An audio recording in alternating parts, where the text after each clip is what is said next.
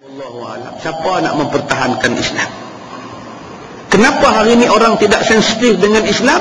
Jawapannya ialah hubbud dunia wa karahiyatul maut, cinta dunia dan takut kepada mati. Baik, yang terakhir, tuan-tuan, mati 800 orang Bani Quraizah. Abu Sufyan balik ke Mekah, dia jadi ketua di Mekah. Tak lama selepas itu, tuan-tuan, Rasulullah balik ke Mekah dan Abu Sufyan memeluk Islam. Abu Sufyan ni orang sombong, Abu Sufyan ni pemimpin, Abu Sufyan ni orang kaya, orang yang suka dijek. Maka Nabi bila jumpa Abu Sufyan, Nabi buat macam mana perangai Abu Sufyan. Apa Nabi buat? Nabi kata, siapa-siapa yang nak selamat, sila bersembunyi dalam rumah Abu Sufyan. Apa sebab Nabi nak buat macam itu? Sebab Nabi Muhammad ni tahu Abu Sufyan ni jenis orang yang suka dipuji, jenis orang yang suka sanjung dia. Nabi Muhammad ni ra'i orang yang baru masuk Islam ni, tuan-tuan. Nabi kata, siapa yang nak selamat, pergilah ke rumah Abu Sufyan. Lalu mereka pergi rumah Abu Sufyan, sendat. Mana boleh masuk? Rumah Abu Sufyan besar mana? Nabi kata, siapa yang nak selamat, masuk dalam rumah dia dan kunci pintu, jangan keluar-keluar. Yang ketiga, siapa yang nak selamat, lari ke gunung. Tuan-tuan yang dirahmati Allah, benda ni berlaku masa bila Nabi selesai berperang dengan orang-orang di Mekah. Nabi kata, aku akan datang ke Mekah, akan menghapuskan berhala di Mekah. Orang Mekah ni takut, tuan-tuan. Beratus ribu tentera Islam akan sampai. Mereka faham Rasulullah akan bunuh mereka. Mereka faham Rasulullah akan cantas kepala mereka. Padahal Nabi tidak pernah niat nak bunuh mereka. Saya nak sebut kisah tentang bapa Abu Bakar As-Siddiq. Bila Nabi nak balik ke Mekah, nak membuang berhala di Mekah, nak mengislamkan orang di Mekah, Nabi kata, siapa yang nak selamat, duduk rumah Abu Sufyan. Padahal Abu Sufyan itulah yang pernah berperang dengan Rasulullah. Tapi Nabi layan dia dengan baik. Siapa nak selamat, duduk rumah Abu Sufyan. Siapa yang nak selamat, kunci pintu. Siapa yang nak selamat, duduk atas bukit, kami tak kacau. Tuan-tuan, bapa Sayyidina Abu Bakar namanya Abu Quhafah. Abu Quhafah ni belum Islam. Janggut, rambut semua putih, bulu kening ni, tuan-tuan, sampai duk tutup mata. Abu Quhafah ni kalau nak tengok orang, tuan-tuan, kena angkat bulu kening, tapi dia tak nampak pasal dia buta. Bulu kuning ni sampai tutup mata lah, tua lah. Janggut beruban, buta mata. Dia tidak Islam. Anak dia Abu Bakar As-Siddiq Islam, dia tak Islam. Bila dia tahu Nabi Muhammad nak datang menyerang di Mekah, Abu Quhafah kata dekat pembantu-pembantu dia, kamu tolong bawa aku naik atas bukit, aku nak tengok tentera Muhammad. Orang heran, nak tengok apa, hang buta. Tapi tak mau lawan orang tua, berkata usung juga. Dia sekali yang naik bukit, dia bukan 111 kali. Hak di Sabah tu 111 kali. Tak tahu sembahyang Jumaat bila. Tak ada kerja je duduk gunung, pangat di gunung kena balu 111 kali, tak ada kerja. Jadi Abu Quhafah ni naik di atas, dia pegang tangan orang sebelah dia. Hang nampak apa yuk? Yuk, hang nampak apa? Bahasa orang Paris kata, apa yang kau nampak? Kata yuk tadi, pakcik, saya nampak pakcik, hitam pakcik. Udara ni hitam. Kata bapa Abu Bakar, itulah menunjukkan ramainya tentera Muhammad. Sebab hitam tu naik ke langit, asap-asap, debu-debu. Kemudian apa lagi kamu nampak sekarang? Yang saya nampak sekarang, pakcik, ada banyak tentera-tentera berkuda yang sudah bercerai daripada pasukan utamanya. Kata Abu Quhafah, kalau demikian tentera mereka pemanah sudah sampai di hadapan. Jom kita turun siap-siap, nanti kita dipanah tak bazar je. Dibawa, diletakkan dalam rumah. Abu Quhafah kunci pintu. Bila Nabi masuk di dalam Mekah, tuan-tuan, tak ada siapa berani lawan Nabi. Tak ada siapa yang Nabi bunuh. Dan Nabi tunduk setunduk-tunduknya dalam kota Mekah selepas berperang. Cantiknya peperangan Rasulullah. Abu Bakar, tuan-tuan, apa yang dia buat? Dia cari bapa dia dulu. Dia cari bapa dia, dia ketuk pintu. Bapa, ini saya Abu Bakar. Bapa, siapa di dalam, aku di luar. Yang tu saya tambah. Bila buka-buka, dipeluknya bapa. Bapa, Abu Bakar balik bapa. Berapa tahun tak jumpa, tuan-tuan.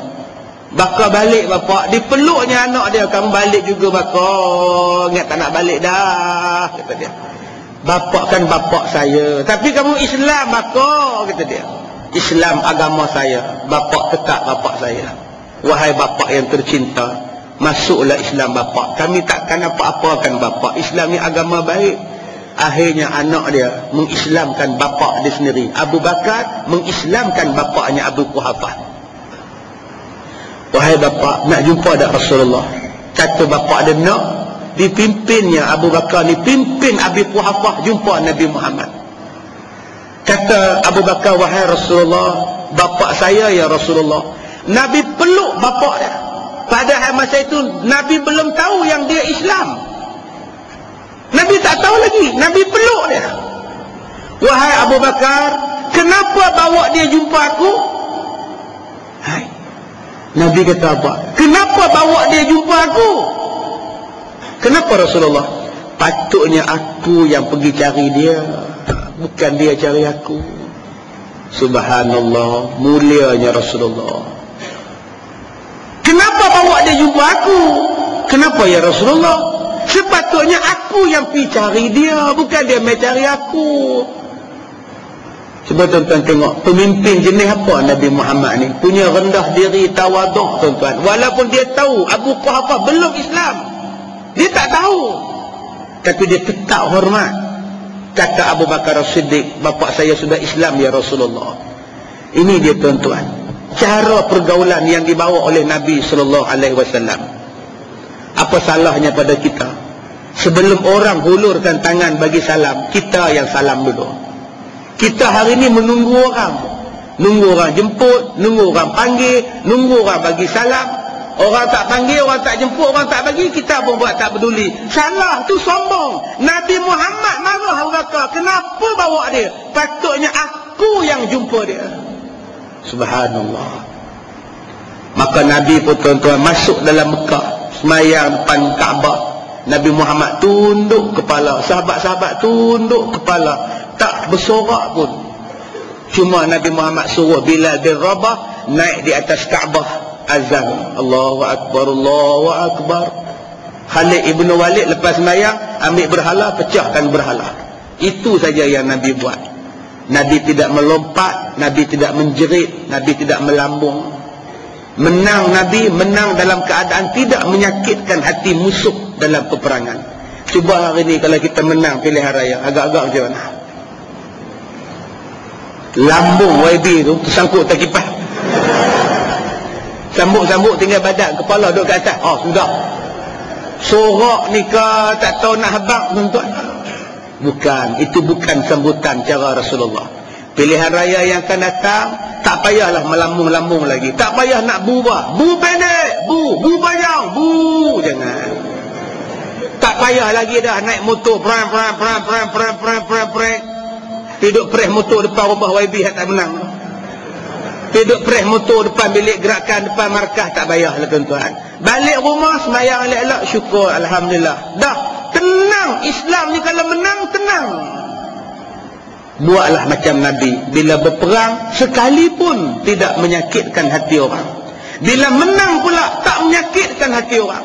Dan Nabi menghormati orang. Kalau kita ikut prosedur perang, prosedur perjuangan macam Rasulullah, insya-Allah tuan-tuan, cantiknya perjuangan kita.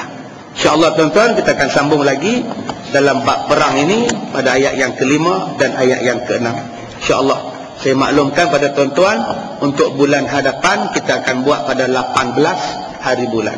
Tolong buat catatan 18 Februari. 18 Februari. Okey? Baik, saya rasa sekadar itu sahaja. Cukup sekadar itu. Kita sudahi dengan surah Al-Asr.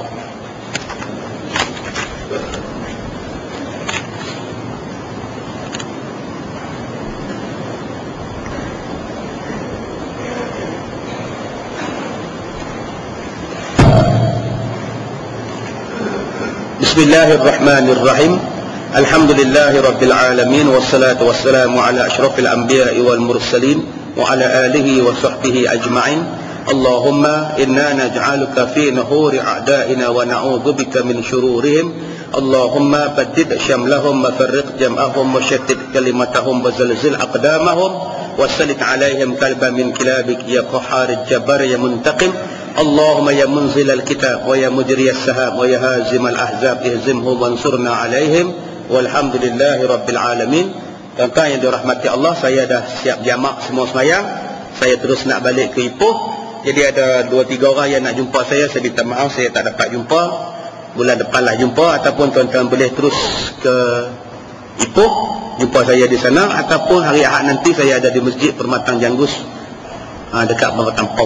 Yang tu kalau nak jumpa boleh di sini. Saya minta maaf saya kurang sihat pada hari ini. Saya minta maaf jika terkasar bahasa. Wabillahi taufiq wal hidayah. Assalamualaikum warahmatullahi wabarakatuh.